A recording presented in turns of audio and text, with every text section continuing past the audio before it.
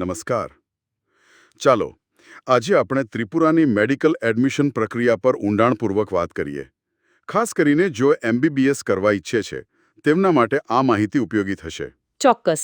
આપણી પાસે સત્તાવાર માહિતી છે અને આપણો હેતુ છે કે આખી પ્રક્રિયા એટલે કે નીટ યુજી 2025 પછી શું કરવાનું છે એ સરળ રીતે સમજાવવાનો. બરાબર. ત્રિપુરામાં મેડિકલ, ડેન્ટલ કે પછી આયુષ કોઈપણ કોર્સમાં જવું હોય તો પહેલી શરત શું છે?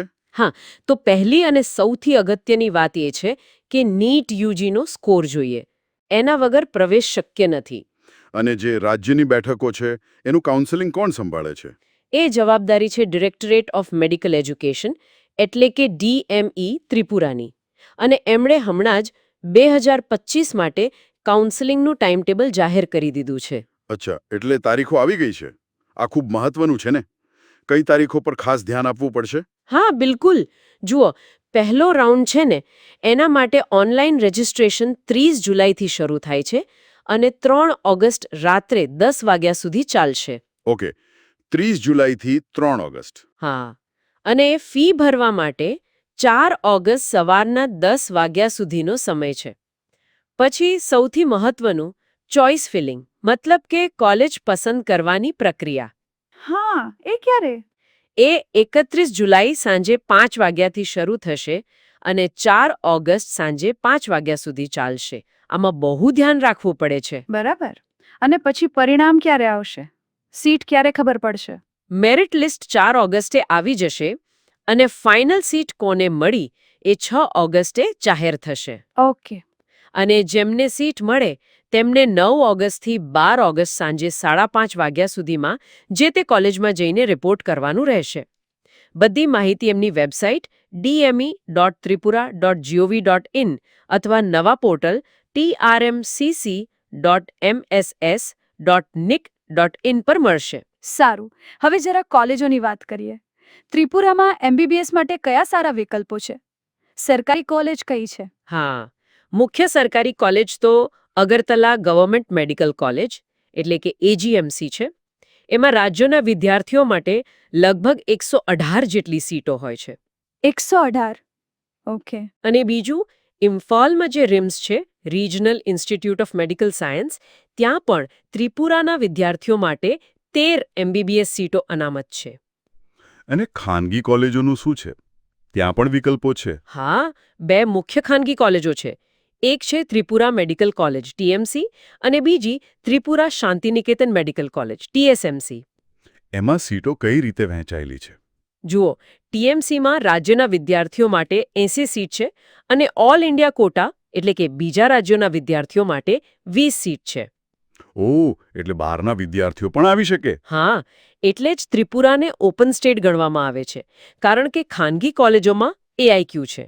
TSMCમાં પણ લગભગ 75 સીટ રાજ્ય માટે અને 75 AIQ માટે છે. રાજ્યની સીટોમાં પાછી સરકારી અને પ્રાઇવેટ ફીવાળી સીટો હોય છે. સમજાયું. અને ડેન્ટલ એટલે કે BDS માટે શું સ્થિતિ છે?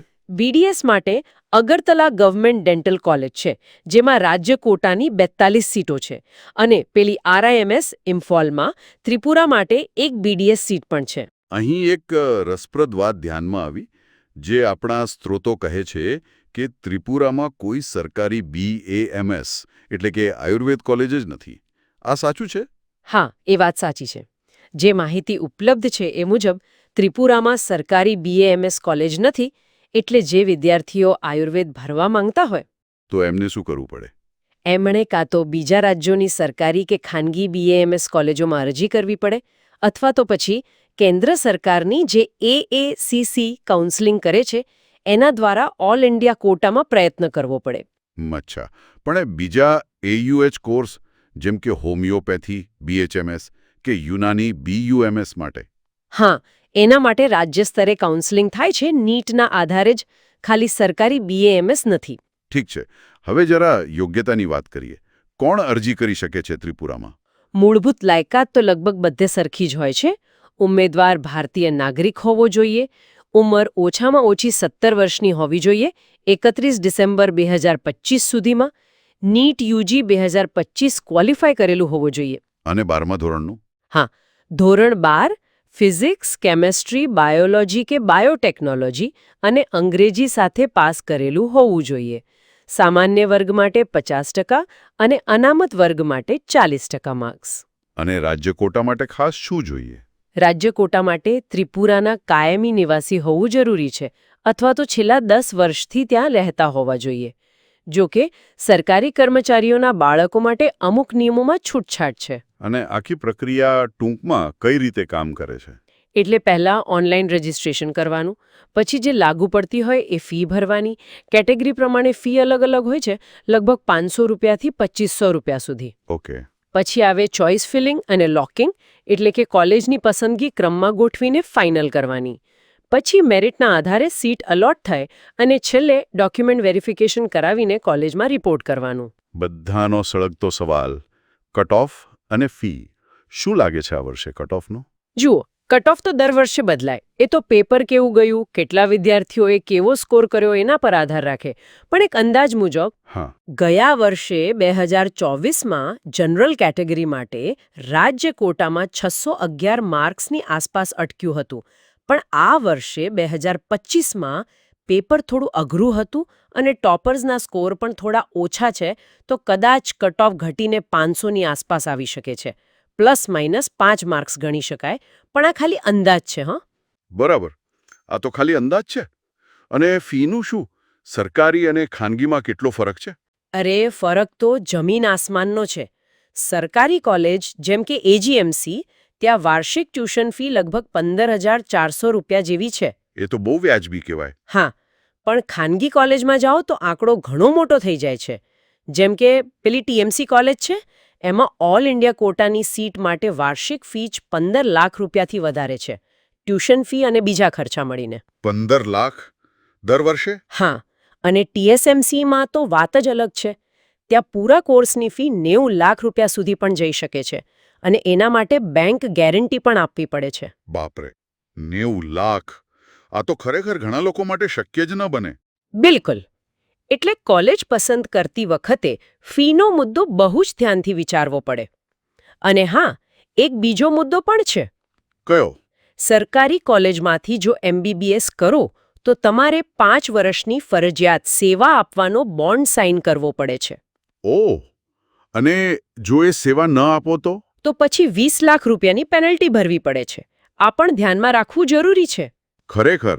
તો સારાંશમાં કહીએ તો ત્રિપુરામાં મેડિકલ પ્રવેશ માટે નીટ અનિવાર્ય છે. ડીએમઈ કાઉન્સેલિંગ કરે છે. તારીખો જાહેર થઈ ગઈ છે.